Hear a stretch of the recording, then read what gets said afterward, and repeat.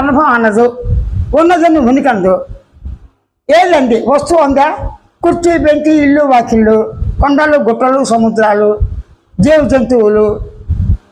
నేను ఉన్నాయని మీతో మాట్లాడినాయా వృక్షాలు? అంటే నువ్వే మాట్లాడుతున్నావు, నువ్వే గ్రహిస్తున్నావు, నువ్వే గుర్తిస్తున్నావు, నువ్వే క్వశ్చన్ ఇస్తున్నావు, నువ్వే ఆన్సర్ మొత్తం. తృప్తి అసంతృప్తిగా మనం ఉన్నాం. అసలు తృప్తి అసంతృప్తి కాకుండా ఎప్పుడు తృప్తిగా నువ్వు ఉన్నావా? నేను ఉన్నాను, నా నాలుగు ఎప్పుడు తృప్తిగా ఉంటుంది తిన్నా అని ఎవడైనా అనగలరా? నేను ఉన్నాను, నా కన్ను ద్వారా చూసినవన్నీ తృప్తిగా చేస్తున్నా అంటావా? భయంకరమైన విషయం కనబడితే పరిగెస్తాం. అదే చిన్న చిన్న ఉత్తరాలు అనుకుంటే ఇష్టపడతాం. కొంతమంది బెక్కబెక్కమని చిన్న చిన్న కప్ప కూడా మీద పడ్డా కూడా సహించలేదు.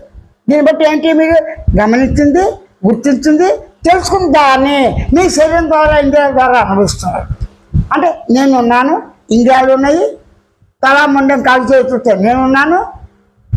త్రికరణంగా ఉన్నా. త్రికరణము. త్రి అంటే మూడు, కరణం అంటే పనిముట్లు. నా పనిముట్లు ఏంటి? మనస్సు ఒకటి, వాక్ ఒకటి, రెండు. కాయము. కాయం అంటే శరీరం. శరీరం లేకుండా, మాట లేకుండా, మనసు లేకుండా ఎవరైనా ఉన్నారా? ఇంపాసిబుల్. మనసుకి ఏంటి? బుద్ధని, చిత్తమని, అహంకారమని, అంతఃకరణం. అంతః అంటే లోపల, కరణం అంటే పనిముట్లు. త్రికరణములు అన్నారు. త్రికరణములు లేకుండా చూడండి, అంటే నీ త్రికరణ సిద్ధిగా మనస్ఫూర్తిగా నన్ను పిలిస్తే వచ్చి భోజనం చేస్తా. నిజంగా పూజ చేసి అలా ఉన్నవాడు వాడికి ఉన్నదాలు పుట్టి ఎంతో సంతోషంగా సేవ చేస్తాడు. లేనివాడు అంటే ముందని చెప్తే వాడు ఏమి ఇస్తాడా దృష్టిలోకి వస్తాడు. ఆ డబ్బులు బట్టి మారిపోతాడు. దీన్ని బట్టి ఏంటి? తృప్తి అనేది దేనికి రావాలి? మనసుగా, వాక్కుగా, దేహానికా? మనసా ఒకటి కోరుకుంటుంది. ఆలోచిస్తే నా భార్య ఇలా కోరుకుంది, నేను ఇలా కోరుకున్నాను అంటుంది. వాక్కు పైకి అంటాం, నేను ఖచ్చితంగా వస్తానంటాం. కాల దేశమాలను బట్టి రావాల్సింది, వెళ్ళాల్సింది, పరిస్థితులు బట్టి వెళ్తాం.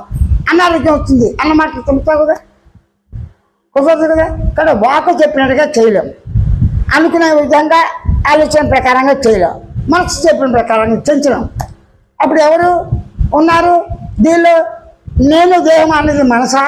నేను దేహం అన్నది మాట అంటే వాక్క? నేను దేహం అన్నది శరీరమా? ఈ మూడు కాదు. ఎందుకు? నేను ఉన్నాననే పదాల్లో మనసుని కానీ, వాక్కని కానీ, శరీరం కానీ ప్రసక్తి వచ్చిందా? నేను ఉన్నాను. ఉన్నానంటే ఉంటా. ఉనికితో, నేను అనే శబ్దంతో, నేను అనే భావంతో, నేను తెలుసుకునే లక్ష్యంతో, నేను గుర్తించే లక్ష్యంతో, నేను గమనించే లక్ష్యంతో, నేను పదార్థంతో, అనుకుంటాన్న కదిగతో నేనున్నాను పదార్థంగా. మీకు కరెక్ట్గా అర్థమవుతుంది కదా. అంటే నువ్వు ఏ లక్ష్యాలతో ఉన్నావు, ఏ ధర్మాలతో ఉన్నావు, ఏ గుణాలతో ఉన్నావు, నీ కర్తవ్యం ఏమిటి? నేను ఎందుకు వచ్చాను, ఎవరి కోసం వచ్చాను, నా గురించి రేపు పుట్టానా, నాకు ఏ కోరికలు లేకుండా నేను ఎలా పుట్టాను, ఆ కోరికలు ఏమిటి? ఈ ప్రశ్నలన్నిటికీ కూడా సమాధానం అనుకునేవాడు చెప్పాలి. అనుకునేవాడు సహజంగా ఏం కావాలి? ఆకలి అవగానే వేడికింత ఆహారం, కట్టుకోవటానికి బట్ట, ఉండటానికి గూడు, తోడు వచ్చేప్పుడు తోడు భార్య, సత్సంతానము, వాళ్ళు బాగుండాలి, మనం బాగుండాలి, ఇల్లు ఊరు బాగుండాలి, దేశం బాగుండాలి, రాష్ట్రం బాగుండాలి, లోక సమస్య సుఖిన బాగుంటుంది, అందరూ బాగుండాలి. అందరూ బాగుండాలంటే ఏంటి? అంటే ఏంటి? సూర్యుడు తత్వాడితే మెరిసి పోతాడు, అబ్బో ఎంత బాగుంది అంట. ఆ గ్రహణం పుట్టినరోజు సూర్యుడు గ్రహణంతో మూతపడ్డాడే అంట. కానీ ఆ సూర్యుడికి ఆకలి దెబ్బలు ఉన్నాయో లేదో నీకు తెలియదుగా, తింటగా. మనం తిన్న ఆహారం తింటాడు ఆయన. వృక్షాలు తింటాయి, నీరు, మనం చేసే పదార్థాలు, మనం వదిలేసే పెంట, ఇది పంట అన్ని ఎరువు అయిపోయి వాటి సంతానం ఏంటి? చెట్టు.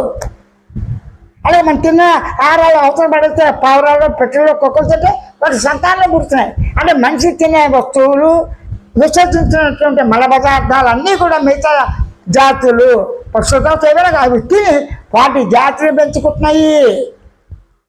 అంటే మానవుడు చూస్తే మానవుడే చేస్తాడు, ఎవరు వల్ల చేస్తారని ప్రసక్తి ఎత్తకూడదు. దేవుడు వల్ల అంటారు నమ్మకం, ప్రకృతి అనేది నమ్మకం మాట్లాడుతుగా. కానీ తనకు తానే స్వయంగా గుర్తించి గమనించి తెలిసిన లక్ష్యంతోనే నేను శరీరాన్ని, నేను స్త్రీని, నేను పురుషుణ్ణి, నేను సండుని,